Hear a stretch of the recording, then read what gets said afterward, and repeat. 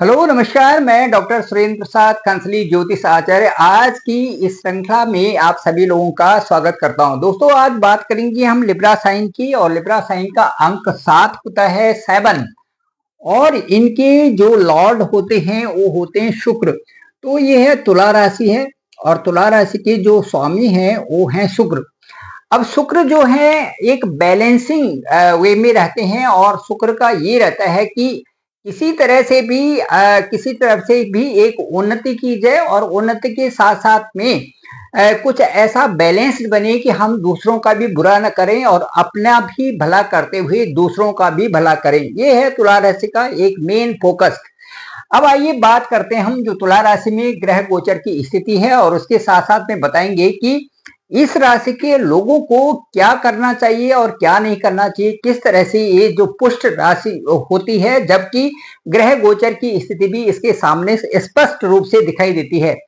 अब मैं ये कहूंगा कि जो ये तुला राशि के लोग हैं, क्योंकि वायु तत्व की राशि है इसलिए साइकोलॉजिकली ये बड़ी स्ट्रांग होते हैं। अच्छी तरह से इनको समझ में आता है कि जो है सामने कौन कौन सी चीजें हो रही हैं और उनका किस प्रकार से पॉजिटिव नेगेटिव इम्पैक्ट आ रहा है, इनके बारे में ये बहुत अच्छे तरह से इनको पता चलता है।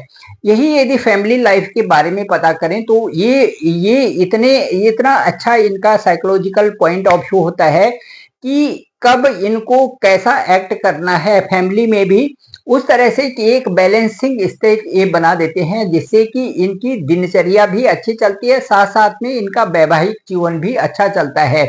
अब मैं आपको बताना चाहूंगा कि 7 अंक है और 7 अंक का जो लॉर्ड है शुक्र है। अब मैं शुक्र होने के नाते अब मैं बताऊंगा कि यहाँ पर जो 7 अंक है शुक्र बैठे हुए हैं आपके इनकम हाउस में बैठे हुए हैं सूर्य के साथ में और वहां पर बुध भी है। तो शुक्र और बुध दोनों अपने आपस में अच्छे मित्र हैं। तो ये जो लाभ की इनकम की स्थिति है ये अगस्त के महीने में आपकी बनी हुई है और मुझे पूरी आशा है कि आपका इससे यहाँ इनकम से आपका जो संचित धन है ये वाला जो सेकंड हाउस है इसमें भी बढ़ोतरी हो रही है। अगस्त के महीने में, जुलाई और अगस्त के महीने में आपके जो इनकम से इस इनकम से आपका संचित धन भी यहाँ पर बढ़ गया है। अब मैं ये आपको ये बताना चाहूंगा कि इस समय जो तुला राशि में जो मेन देखा जा रहा है वो यहाँ पर जो फोकस है वो है बृहस्पति का, देवगुरु बृहस्पति का गोचर और मंगल का गोचर। ये दोनों के दोनों अष्टम भाव में हैं। अष्टम भाव में बृहस्पति का गोचर है और उसके साथ साथ में जो बृहस्पति है वो एक तो 3 भाव के और दूसरा 6 भाव के स्वामी हैं। 3 और 6 के स्वामी हैं, साथ साथ में 6 वाला जो 6 स्थान के स्वामी हैं वो अष्टम में बैठ रहे हैं। तो 6-8 का भी इसमें 6 और 8 का भी जब संबंध होता है तो ये थोड़ा संबंध अच्छा नहीं समझा जाता। 6 और 8 रोग स्थान और उसके साथ साथ में जो ये स्थान है ये हमारे जननांग मूत्राशय इन चीजों को बताता है। रोग को और बढ़ाने की क्षमता भी ये स्थान रखता है। यदि किसी तरह से रोग है और इन दोनों का संबंध है तो रोग बढ़ जाता है और यहाँ तक भी स्थिति आ जाती है कई बार कि उससे जो है स्वास्थ्य बिगड़ने के साथ साथ में बड़ी आयु की भी वहां पर दिक्कत आ जाती है। अब मैं आपको ये बताना चाहता हूं कि चूंकि इस स्थान में रोग स्थान में यहाँ पर राहु की स्थिति बनी हुई है तुला राशि की, यहाँ पर 6ठे स्थान में ये रोग स्थान माना जाता है, रोग ऋण और शत्रु माना जाता है। इसको हम इस समय केवल आज के दिन इसको केवल रोग स्थान का नाम ही हम दे देते हैं। अब राहु यहाँ पर है तो जरूर ये स्थिति आ सकती है कि जो आपका पाचन तंत्र है और जो आपको आंतों से संबंधित है उसमें कहीं ना कहीं दिक्कत आ रही होगी, क्योंकि राहु का गोचर जैसे ही 6ठे स्थान में होता है यहाँ पर कुछ न कुछ इस तरह की स्थितियां उतार चढ़ाव में आ जाती हैं और हमारा पाचन तंत्र किसी न किसी तरह से बिगड़ा होता है। दूसरा मैं ये बताता हूं क्योंकि मंगल भी यहाँ पर है और 6-8 का संबंध है इसलिए कहीं ना कहीं जो पेट में जो पित्त जो है वो आपके बढ़ गए होंगे। पित्त बढ़ने के साथ साथ में बृहस्पति जो है उदर का पेट संबंधी चीजों को भी बताते हैं। तो उदर में गर्मी होना, गर्मी से हमारे पाचन तंत्र और आंतों में किसी न किसी से जो डाइजेशन पावर है उसमें इसका प्रभाव होना इस तरह से दिख रहा है। अब मैं इसके साथ साथ में आपको बताना चाहूंगा कि जो जो राहु की स्थिति यहाँ पर है, और यहाँ पर जो हम देखते हैं बृहस्पति और मंगल है। अब बृहस्पति और मंगल आपकी आपकी इस होरोस्कोप में तुला राशि के जो चंद्र राशि बना हुआ है, बृहस्पति और मंगल की दृष्टि कहाँ पर है? 1 2 3 4 5 6 7, ये दोनों के दोनों देख रहे हैं आपके आपके सेकंड भाव को। अब दूसरे स्थान को देख रहे हैं, दूसरा स्थान मंगल का ही स्थान है। दूसरा स्थान और सातवां स्थान ये दोनों मंगल के स्थान हैं। अब जो ये मंगल के स्थान है तो ये जो है कमर और कमर से नीचे का हिस्सा भी बताता है, ये वाला। यहाँ पर भी मंगल का घर है, ये भी मंगल का घर है। अब मैं ये बताना चाहूंगा आपको कि दूसरा जो ये स्थान है ये आंखों से संबंधित है। आंखों में दर्द होना या गले में टॉन्सिल होना ये बताता है। क्योंकि यहाँ पे मंगल यहाँ पर देख रहे हैं तो गले में टॉन्सिल या फिर आंखों में दर्द, इस तरह की संभावना यहाँ पर भी बनती है। क्योंकि मंगल यहाँ पर दृष्टिगत है, यहाँ से अपने स्थान को देख रहे हैं तो ये अष्टम, यहाँ से 1 2 3 4 5 6 7, ये देखिए 7 है, और यहाँ से देखते हैं 1 2 3 4 5 6 7, ये है स्थिति, ये है।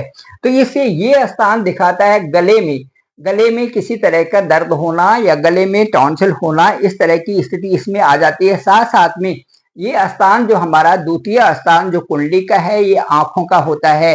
तुला राशि वाले लोगों से मैं कहूंगा कि वो बार बार आंखों में पानी डालते रहें। अब मैं दूसरी ये बात कहूंगा कि दूसरा जो इसका पहलू है, ये यहाँ पर भी मंगल का स्थान है। मंगल का स्थान यहाँ पर होने से यहाँ पर कमर या पीठ में हमारी दर्द रहती है। जो रीढ़ से ऊपर वाला हिस्सा है उसमें दर्द या थकान सी महसूस होती है, जकड़न सी महसूस होती है। इस तरह से ये स्थान भी ये बताता है कि मंगल का जो प्रभाव है वो आपकी कुंडली में अष्टम भाव में मंगल बैठा हुआ है, इसलिए इस तरह का ये प्रभाव दिख रहा है। बृहस्पति का यदि हम प्रभाव देखते 1 2 3 4 5, अब ये देखिए बृहस्पति जो है आपकी कुंडली में एक जो पहली नजर है, पांचवी जो दृष्टि है 1 2 3 4 5, ये पांचवी दृष्टि आपके केतु के सामने है। अब पांचवी दृष्टि जो केतु के सामने है वो केतु यहाँ पर है 12वें स्थान में है। आपकी जो पैरों में और आपकी उंगली, जो पैरों की उंगलियां हैं, इन पे आप मालिश जरूर करें। पैर के तलवे पर भी आप मालिश करें, क्योंकि ये समय केतु आपके ठीक 12वें स्थान में यहाँ पर बैठे हुए हैं। ये दिखाता है कि आपके पाँव में और आपकी उंगलियों, जो पाँव की उंगलियां हैं, वो किसी न किसी तरीके से अच्छे रूप में, सहज रूप में नहीं है, इसलिए वहां पर आप मालिश करें तो ज्यादा अच्छा रहेगा।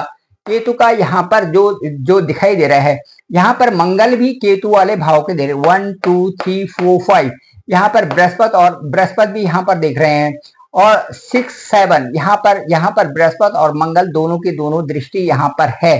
तो ये है। अब इसके साथ साथ में मैं आपसे ये कहूंगा कि अष्टम में जो बृहस्पति है और शुक्र और बृहस्पति मित्र नहीं है, जो यहाँ पर अष्टम में यहाँ पर बृहस्पति और मंगल बैठे हुए हैं, तो यहाँ पर अंक है दो अंक के जो लॉर्ड है वो है शुक्र। तो शुक्र और बृहस्पति जो है शत्रु भाव रखते हैं, मित्र भाव नहीं रखते।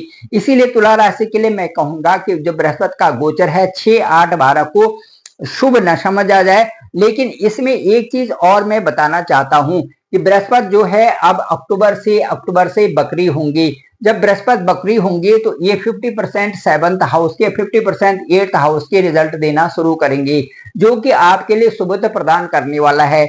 सबसे अच्छा तो आपका वैवाहिक जीवन बहुत अच्छा रहेगा जो अक्टूबर के बाद है। उसके बाद मैं तुला राशि वालों से ये कहना चाहूंगा कि एक तो ये स्थान बहुत अच्छा होगा, दूसरा जो है आपका इनकम सोर्सेस उससे बहुत प्रभावित होंगी।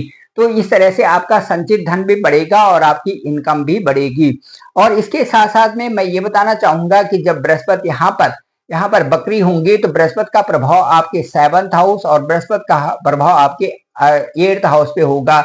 उसके बाद बृहस्पति की जहां भी नजरें होंगी उनमें कोई कमी आने वाली नहीं है। बृहस्पति की जो भी नजर होती है वो आप अमृत के समान ही समझिए, और किसी भी जगह में जहां पर भी कुछ इस तरह से मैलेफिक समझा जाता है, जैसे केतु यहाँ पर हैं, केतु के लिए बृहस्पति की नजर एक इस प्रकार से है जैसे कि बहुत बड़े जो एक ऐसे एक्टिव आदमी का वहां पर आना है, जो जिससे कि वो घर भी बहुत प्रसन्नचित हो जाता है। इसी तरह से बृहस्पति वहां पर देखते ही ऐसा लगेगा कि जैसे ये स्थान अच्छा हो गया है। इससे क्या होगा, बृहस्पति की यहाँ पर नजर रखने से कई सारी चीजों में आपको रिलैक्स महसूस होगा।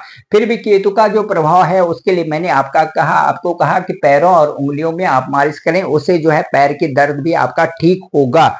अब दूसरा देखते हैं हम कि जो जो यहाँ पर जो और देखते हैं कि जो बृहस्पति जो द्वादश भाव में केतु पर दृष्टि डाल रहे हैं उसका मैंने प्रभाव आपको बताया। अब मैं कहूंगा छठे भाव और आठवें भाव का भी जो मैंने आपको बताया कि 6 और 8 का संबंध किस तरह से बनता है, किस प्रकार से प्रभावित करता है।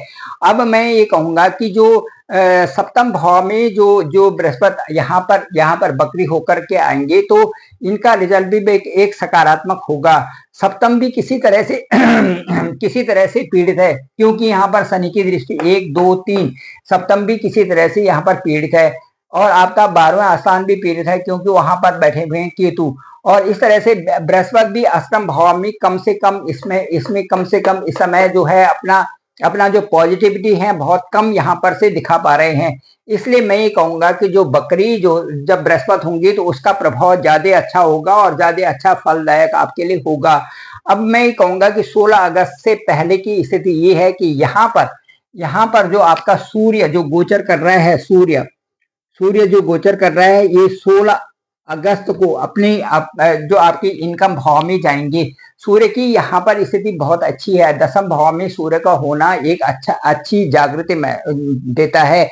इससे ऐसा लगता है कि आपके जो कार्य हो रहे हैं सुव्यवस्थित तरीके से होते हैं, सुशासन इसमें आता है, डिसिप्लिन इसमें आता है। इस तरह से आपको डिसिप्लिन की तरफ, सुशासन की तरफ आप चल रहे होंगे।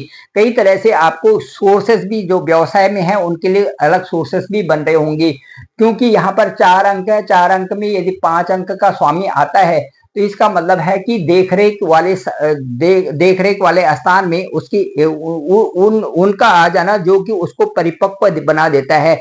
देखरेख को के साथ साथ में उसका स्थान की पूरी डिसिप्लिन की जिम्मेदारी जो ले लेता है वो सूर्य है। सूर्य इस राशि में यहाँ पर दसम स्थान में आने का मतलब है कि पूर्ण तरह से आपका जो दसम स्थान है पूरी तरह से डिसिप्लिन हो गया है। इस तरह से ये लगता है कि जो आपके कार्य के करने के ढंग हैं वो बदल रहे हैं और आप अच्छे कार्यों की तरफ उन्मुक्त हो रहे हैं। मैं तुला राशि वालों को ये बताऊंगा कि जो भी आपके साथ में इस समय तक जो भी आपके साथ में चेंजेस आए हुए हैं, बदलाव आए हैं, धीरे धीरे करके वो सेट असाइड हो रहे हैं और अच्छी तरह से आपका सेटलमेंट बन रहा है, ताकि आप उन चीजों को परख रहे हैं जो कि वहां पर बहुत जरूरी हैं और जो आपके जीवन के लिए भी सही है।